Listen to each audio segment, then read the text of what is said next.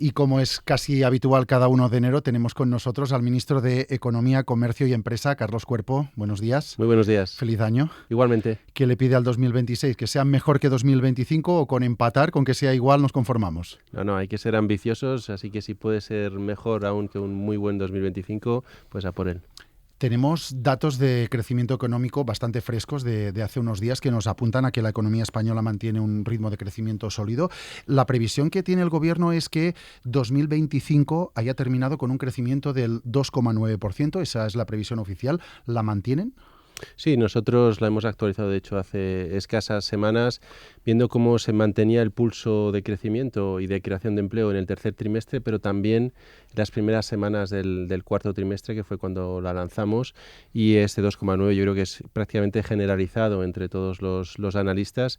Y lo que es aún más importante, ya pensando en este 2026, es que esas buenas cifras de crecimiento del año 2025 ya arrastran una base de crecimiento muy sólida para el año 2026. De hecho, nada más abrir la persiana, podríamos decir, este 1 de enero del 2026, España ya está creciendo en torno a 1 o 1,1 puntos porcentuales. Esto es prácticamente la tasa que le dan al conjunto de la zona euro para el conjunto del año y nosotros la conseguimos, la tenemos nada más empezar. Así que podemos encontrarnos en este 2026 con lo que ha ocurrido en los años precedentes, que es que esa previsión inicial, que es un crecimiento del 2,2, si no me equivoco, tenga que ser revisada al alza a medida que pasen los meses. Bueno, efectivamente este ha sido un patrón que hemos tenido a lo largo de los últimos años, donde la economía española ha dado sorpresas positivas continuadas que han hecho que se fueran revisando las previsiones al alza. Veremos cómo se va produciendo durante el conjunto del año, pero yo creo que estamos hablando de un crecimiento muy robusto en ese 2,2%, prácticamente 2 veces el de la zona euro, y estamos creciendo todavía por encima del 2%, que es una referencia fantástica a medio plazo porque es una contribución muy positiva para la sostenibilidad también de nuestras cuentas públicas. ¿Hasta cuándo España va a poder mantener este ritmo de crecimiento que en muchos casos dobla el de la media de la zona euro y que en comparación con algunos de los países que siempre se decía que eran locomotora europea, en algunos casos incluso le está triplicando? Bueno, y venimos hablando desde hace varios años, ¿no?, de estas sorpresas positivas y de cómo España está siendo, en cierto modo, la excepción entre las grandes economías europeas, y yo creo que ya podemos identificar un cambio estructural en la economía española. Esto no es un elemento coyuntural o de corto plazo, sino que claramente estamos yendo a una transformación o una modernización de la economía española, gracias, entre otras cosas, a la enorme apuesta que hemos hecho a través del plan de recuperación por una agenda de reformas e inversiones muy concentrada en precisamente modernizar nuestra economía en torno a distintos vectores, ¿no? Uno de ellos, por supuesto, el de nuestra transformación verde, en cierto modo, nuestra transición verde y nuestra transformación digital, que son los dos grandes componentes. Pero sí que me gustaría resaltar que de cara a valorar la sostenibilidad de este patrón de crecimiento, de estas buenas cifras, es fundamental también que ese crecimiento se traduzca en mejoras en el día a día de los ciudadanos, ¿no?, que vaya acompañado de un mercado de trabajo con una elevada creación de empleo cada vez más estable, con salarios que crecen por encima de los precios y por lo tanto que el ciudadano vaya recuperando poder adquisitivo, con una reducción de los índices de pobreza. Todo esto se ha ido produciendo estos últimos años. Todavía hay camino por recorrer, por lo tanto este crecimiento es una condición necesaria muy importante que tenemos que seguir trasladando en esa distribución, en esa reducción de la desigualdad. Hablaremos enseguida un poco más de salarios, del plan de recuperación, pero antes, hablando de crecimiento, ¿se pueden mantener estas cifras sin presupuestos? Bueno, nosotros, ya lo ha dicho el propio presidente del Gobierno, estamos siendo capaces de desarrollar nuestra agenda de inversiones y de reformas en este contexto de prórroga presupuestaria. Esto no quita a que vayamos, por supuesto, a hacer el esfuerzo, también lo ha anticipado la vicepresidenta primera y ministra de Hacienda, para conseguir aprobar unos presupuestos. Hemos dado ya los primeros pasos. El siguiente será el poner sobre la mesa el borrador de presupuestos de la Administración General del Estado y a partir de ahí intentar, por supuesto, aprobarlo en el Congreso, en las Cortes. Pero decía, esto no quita a que en este contexto de prórroga presupuestaria de los últimos años hayamos sido capaces de desplegar toda nuestra agenda de política económica y lo hemos hecho además añadiéndole esos compromisos asociados al plan de recuperación, a los compromisos con Europa. Pero seguimos sin presupuestos, en el 24 no hubo, en el 25 no hubo, en el 26 de momento no hay, veremos si al final hay capacidad, que parece difícil, de aprobarlos en las Cortes. Incluso a nivel político, ¿esto es sostenible? ¿Es sostenible un gobierno que no ha conseguido los apoyos para aprobar presupuestos y que está viendo cómo algunas de las votaciones importantes en el Congreso no las gana? Bueno, si hablamos de apoyos o de votaciones en el Congreso, esta cifra es de precisamente el ministro de la Presidencia, de Félix, que señala que hemos, en este caso, aprobado más del 90% o hemos conseguido ganar más del 90% de las votaciones que se llevaban, en este caso, a Cortes, y creo que habla precisamente también de la buena dinámica en cuanto a la capacidad de llegar a acuerdos en las reformas que están transformando este día a día de los españoles, ¿no? Vamos a intentar hacerlo también, por supuesto, con el proyecto de presupuestos generales del Estado, entre otras cosas porque yo creo que es una señal política muy fuerte el que seamos capaces de plasmar en estas líneas presupuestarias cuáles son las prioridades de política económica del Gobierno para el 26. Pero es verdad que han aprobado el 90% de las votaciones, pero la senda de estabilidad se perdió, la reducción de jornada laboral se perdió, hay algunos de los proyectos emblemáticos o claves que no han podido salir adelante. Bueno, falta todavía, en este caso, legislatura, faltan proyectos por sacar adelante, faltan conquistas también por llevar adelante, por llevar a cabo, pero esto es, yo creo que el esfuerzo extra que tenemos que poner sobre la mesa en este año y medio de legislatura que queda. Déjeme que le pregunte por algunas de las cosas, de los hitos que va a tener este 2026 que estamos empezando. Una de ellas tiene que ver, lo decía usted, plan de recuperación, fondos europeos, porque este 2026 es el último año de ejecución y de petición de los fondos europeos. Podemos casi hacer un balance. ¿Han tenido el impacto que desde el Gobierno se presumía que podían tener cuando se aprobaron justo después de la pandemia? Sin ninguna duda. Yo creo que desde el principio nosotros planteamos un doble objetivo con los fondos del plan de recuperación y con las reformas asociadas al plan, que son igual de importantes.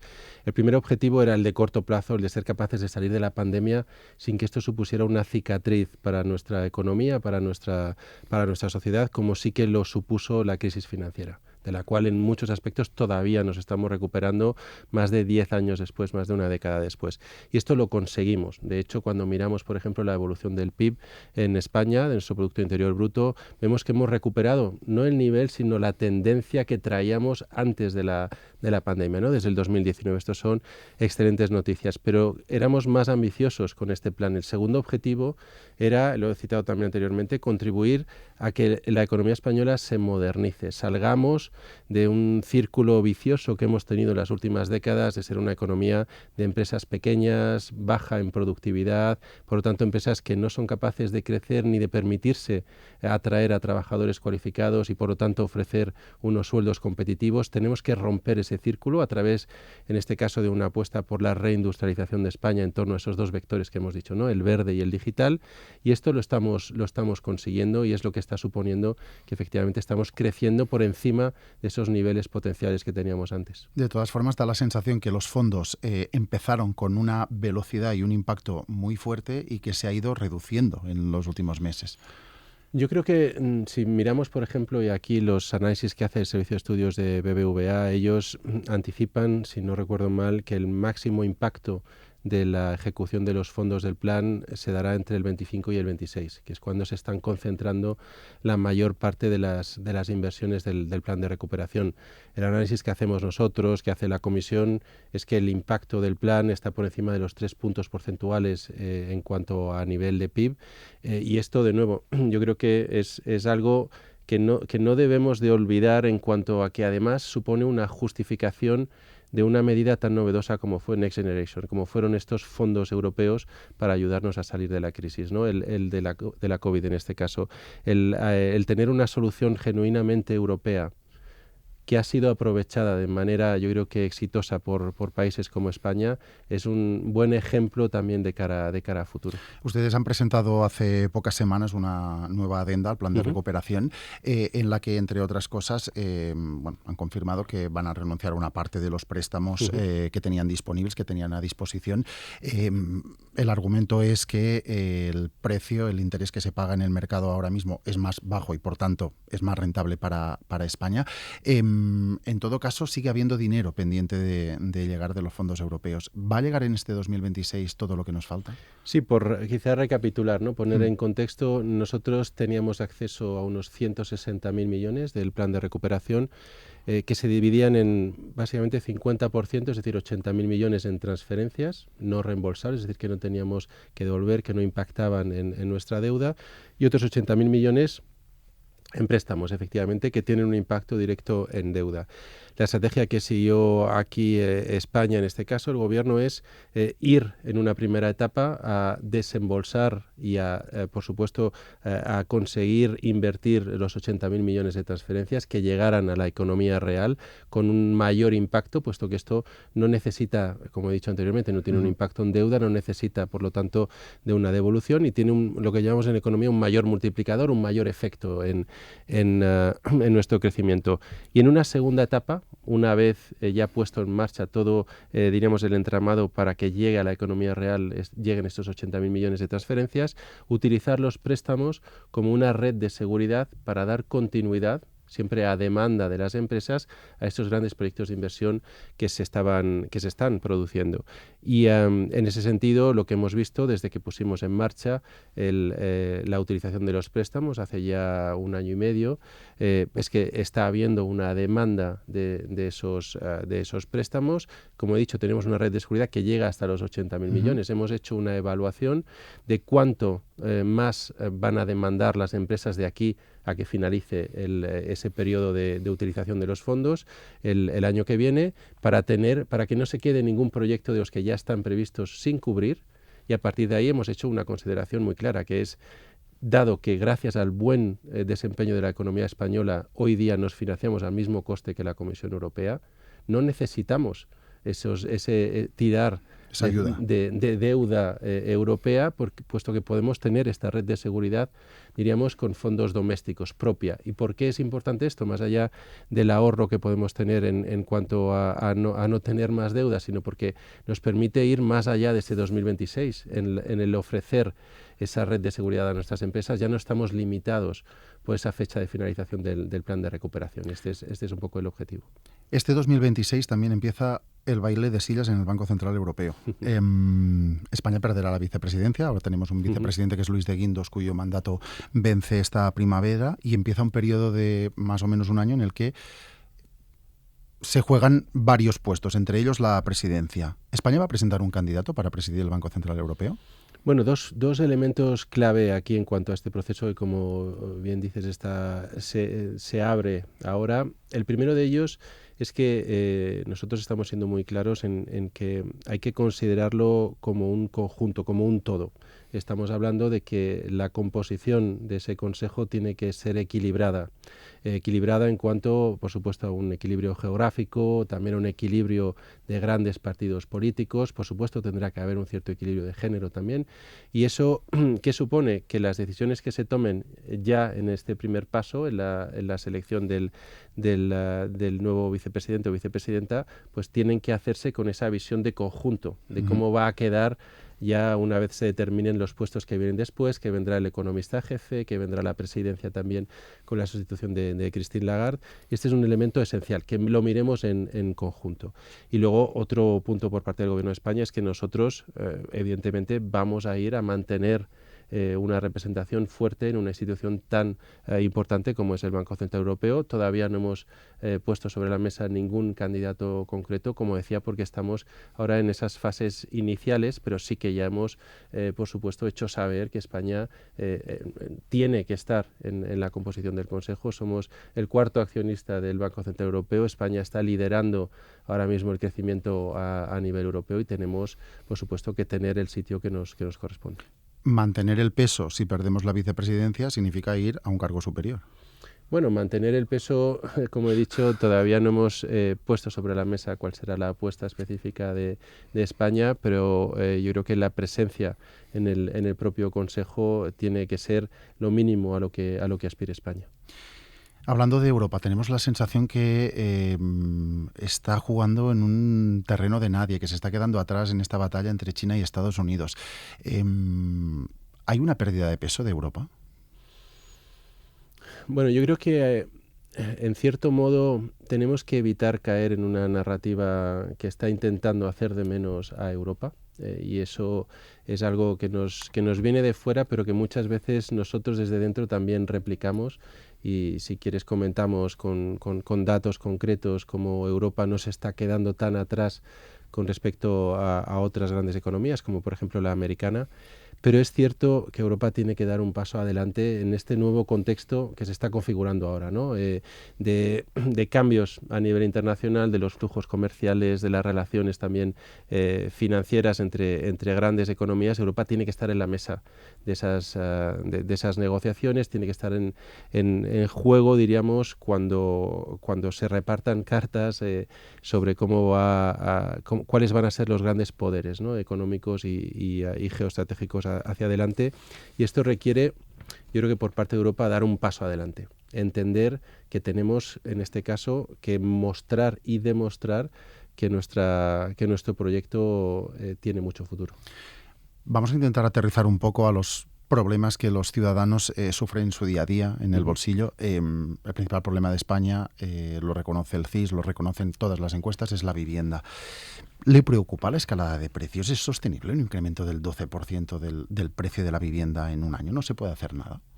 Bueno, este claramente es el reto de esta legislatura y en este sentido los esfuerzos por parte del Gobierno están yendo a atacar todas las posibles fuentes de este problema y poner sobre la mesa soluciones en todos los ámbitos en los cuales tenemos que seguir avanzando, ¿no? Desde la recomposición de ese parque de vivienda pública para ser capaces de utilizarlo para dar un acceso asequible, en este caso, por ejemplo, en alquiler a los ciudadanos. Esto lo estamos haciendo a través de la nueva empresa estatal, Casa 47, que entre otras cosas está gestionando los activos del Banco Malo, de Sareb, para ponerlos a disposición de los ciudadanos.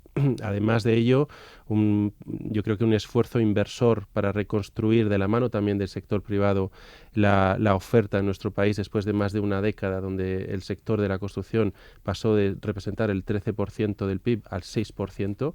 Y esto habla a las claras de esa ausencia, ¿no? de inversión que ha habido en esta última década. Pues esfuerzo inversor clave a través de los fondos del Plan de Recuperación, a través de ICO y también de los propios presupuestos del Ministerio de Vivienda, donde esperamos también que las comunidades autónomas se sumen, porque esto tiene que ser un esfuerzo conjunto. Luego también medidas orientadas a agilizar los procesos de construcción, agilización en cuanto a las licencias, como hemos puesto en marcha desde el propio Ministerio de Economía, medidas orientadas a cubrir algún fallo de mercado que existe, por ejemplo, para con nuestros jóvenes. En el acceso, por ejemplo, a la vivienda en propiedad, los jóvenes necesitan tener ese ahorro inicial para poder acceder a un préstamo, y en las circunstancias actuales pues puede costar a aquel que no tenga ayuda, por ejemplo, familiar, el ahorrar, o cuesta muchos años, ¿no? El conseguir ese 20% del precio, y más en un contexto de precios que crecen rápidamente. Pues aquí ICO está avalando a nuestros jóvenes para que puedan no tener que esperar, ¿no? a que se consiga esa generación de ahorro, y por lo tanto desde el principio tener un proyecto en marcha y poder independizarse, ¿no? Esto, quiero decir, más allá de, por supuesto, las medidas en materia de regulación de la propia ley de vivienda. ¿No teme que estos precios del alquiler de compra de la vivienda, los precios de la vivienda en general, terminen frenando incluso el crecimiento económico? Porque hemos escuchado a algunos economistas incluso del Banco de España, advirtiendo de que este es un riesgo al que nos enfrentamos. Bueno, el mercado de la vivienda tiene una importancia clave no solo en el ámbito social, como acabamos de comentar, sino por supuesto también en el ámbito económico. Afecta a la movilidad, entre otras cosas, de los trabajadores, de los estudiantes también, y de ahí la importancia clave de evitar, ¿no?, que tengamos unas condiciones de accesibilidad limitadas para la población y, por lo tanto, el esfuerzo continuado que estamos haciendo para darle la vuelta, ¿no?, a este deterioro en las condiciones de acceso.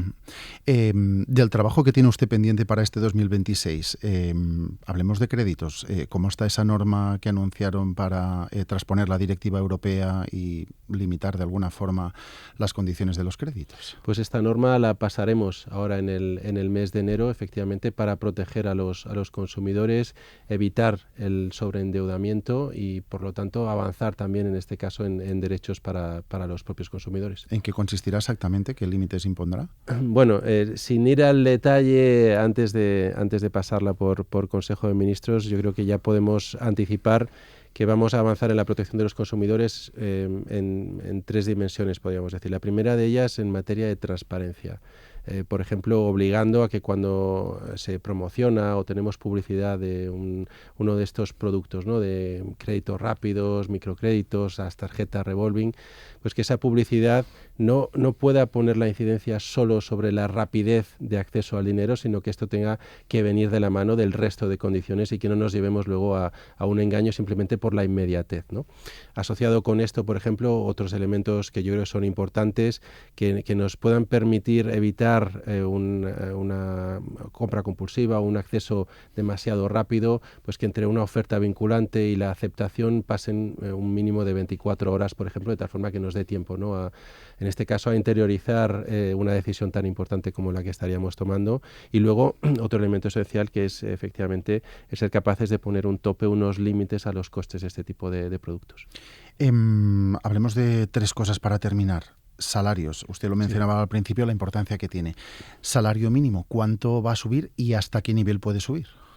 Bueno, aquí hemos hecho un esfuerzo enorme en los últimos años, y digo hemos porque lo hemos hecho entre todos, incluyendo a las empresas, por supuesto, para converger a la referencia que nos daba Europa, que era que el salario mínimo tiene que estar en el 60% del salario medio. Y este esfuerzo que hemos hecho con una subida de más del 60% en los últimos años ha conseguido ponernos a esa altura. Y ahora, una vez llegados ahí, la buena noticia de que la economía siga creciendo, de que los salarios vayan creciendo, tira directamente del salario mínimo, puesto que tiene que mantenerse al nivel del resto de la economía, ¿no? Y esto hemos tenido un informe por parte del grupo de expertos que señala dónde está la referencia en base a esta calibración, ¿no?, en base a lo fuerte que está creciendo la economía, a cómo se mueven los salarios, y en ese sentido ellos proponen una cifra de referencia y nos dan, diríamos, dos posibilidades, con o sin tributación, ¿no? De hecho, en el caso de la cifra sin tributación, lo que hacen es elevarla para que no quede por debajo de la evolución de los precios, es decir, darle un extra, en este caso al salario mínimo, para evitar que haya una pérdida de poder adquisitivo, ¿no? Por lo tanto, yo creo que ellos nos marcan el camino y ahora forma parte de las decisiones o de la discusión del ámbito del diálogo social, y esperemos que en enero podamos tener ya una actualización del salario mínimo. Las empresas llevan años quejándose, entre otras cosas, de excesiva burocracia, de que les cuesta mucho hacer determinados trámites. Ustedes se comprometieron, entre otras cosas, a buscar fórmulas para reducir esta carga burocrática. ¿Va a haber algún avance en este sentido? Sí, yo en este caso sí que me gustaría adelantar, y el adelantarlo también es comprometerme en cierto modo. Esto queda grabado. Que en el 2026 ya los avances que hemos ido consiguiendo, más los que hagamos este año, de automatizar, de introducir la inteligencia artificial en la interacción entre las empresas y las administraciones públicas, va a permitir que en este 2026 tengamos, por ejemplo, la capacidad para las empresas, para nuestras pymes, de acceder, de solicitar ayudas directamente a través de estas plataformas, de estos copilotos de inteligencia artificial, ahorrando a las empresas el tener que ir de mostrador en mostrador muchas veces para acceder a estas ayudas. O sea que la empresa no tendrá que ir a un ministerio o una administración a pedir una ayuda, sino que podrá utilizar la IA para que se lo solicite. La idea es, por intentar ponerlo de manera sencilla, tener si puedo citar una de las plataformas de inteligencia artificial, un buscador, un chat GPT para pymes, o un Gemini, no quiero tampoco cerrarlo a una opción, donde a través de ese buscador las pymes puedan primero comprobar a qué ayudas, a qué subvenciones tienen acceso, y una vez que hayan comprobado que hay una ayuda, por ejemplo, del ICO o una ayuda del Ministerio de Industria o de ICEX que les interesa, poder hacer la aplicación también de manera directa y que la inteligencia artificial, teniendo acceso o teniendo ya incorporados los datos de esta empresa, pueda rellenarle la solicitud. Un poco, si queremos, el ejemplo del IRPF, cuando nos llega ya el borrador de declaración que nosotros tenemos que confirmar, pues aquí que la inteligencia artificial sea capaz de generar ese tipo de borradores, ahorrando a las empresas, en este caso, mucho tiempo. Hablando de inteligencia artificial, hemos dicho que la vivienda es el gran reto de España, la inteligencia artificial es el gran tema del mundo. ¿Usted es de los que es partidario de regularla, de regular su desarrollo? Porque es verdad que el impacto que está teniendo en el mercado laboral, en la sociedad, incluso en relaciones personales, es enorme. ¿Hay que regular bien la inteligencia artificial más de lo que se está regulada ahora mismo? Bueno, aquí la palabra regulación, yo creo que hay que intentar evitar una connotación negativa en torno a ella. Al contrario, muchas veces la regulación de lo que va es de protección. Y en este caso, evidentemente, hay que encontrar ese equilibrio para que no frenemos el desarrollo de nuevos productos, de nuevas tecnologías, pero en la llegada de una revolución como la inteligencia artificial tenemos que ser capaces también de proteger mínimamente a los usuarios, a nosotros mismos o a nuestros hijos, ¿no?, en el uso de esta herramienta tan potente, y yo creo que existe ese punto de equilibrio donde, por supuesto, que no se frena la inversión en inteligencia artificial, no se frena, en este caso, la innovación o el desarrollo de nuevos productos, pero sí que nos ponemos unas reglas mínimas, igual que lo hacemos en cualquier otra circunstancia.